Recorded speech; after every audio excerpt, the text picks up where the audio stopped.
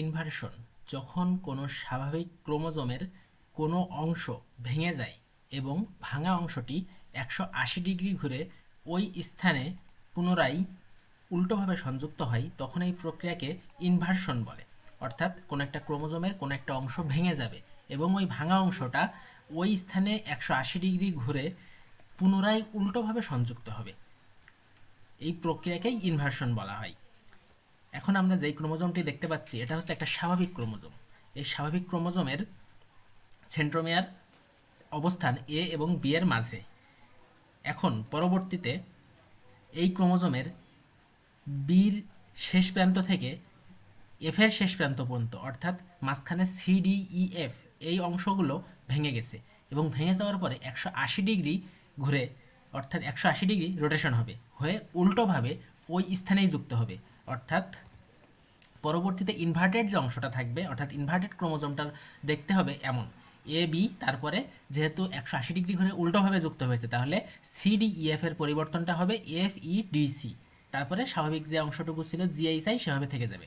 অর্থাৎ একটা স্বাভাবিক যে ক্রোমোজোম, সেই ক্রোমোজোমের কোনো একটা অংশ ভেঙে যাবে, ভেঙে গিয়ে ওই স্থানে উল্টো হয়ে, অর্থাৎ 180 ডিগ্রি ঘুরে সে সেখানে যুক্ত হবে। হওয়ার এই প্রক্রিয়াকে বলা হয় ইনভার্সন।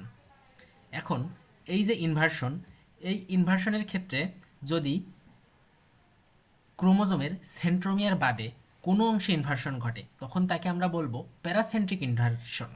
অর্থাৎ এই যে একটা ক্রোমোজোম, এই ক্রোমোজোমের সেন্ট্রোমিয়ার আছে এ এবং বি এর মাঝে, এখন যদি এ ও বি এর এই অংশটুকু বাদে অন্য কোনো অংশে যদি ইনভার্সন ঘটে তাহলে তাকে আমরা বলবো প্যারাসেন্ট্রিক ইনভার্সন। অর্থাৎ যে অংশে ইনভার্সন ঘটবে সেই অংশে কোনো ক্রোমোজোম থাকবে না। এখানে সি ডি ই এফ এই অংশে ইনভার্সন ঘটেছে কিন্তু এই অংশে কোনো ক্রোমোজোম নাই।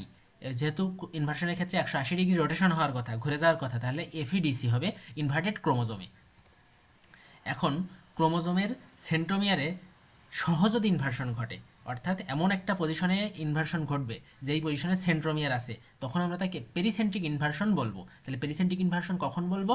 যখন কোনো ক্রোমোজোমে সেন্ট্রোমিয়ার সহ ইনভার্সন ঘটবে। এখানে সেন্ট্রোমিয়ার আছে সি এবং ডি এর মাঝে, অর্থাৎ যখন এই সি এবং ডি এর মাঝে সেন্ট্রোমিয়ার সহ ইনভার্সন ঘটবে, অর্থাৎ এখান থেকে বির শেষে এবং এর পূর্বে যে অংশটা ভেঙে গেছে, ভাঙার পরে যেহেতু 180 ডিগ্রি ঘুরে রোটেশন হবে অর্থাৎ ডিসি হবে, এবং তার মাঝেই কিন্তু এই যে সেন্ট্রোমিয়ারের অবস্থানটি রয়েছে, অর্থাৎ সেন্ট্রোমিয়ার সহ যে ইনভার্সনটা ঘটে তাকে আমরা বলবো পেরিসেন্ট্রিক ইনভার্সন।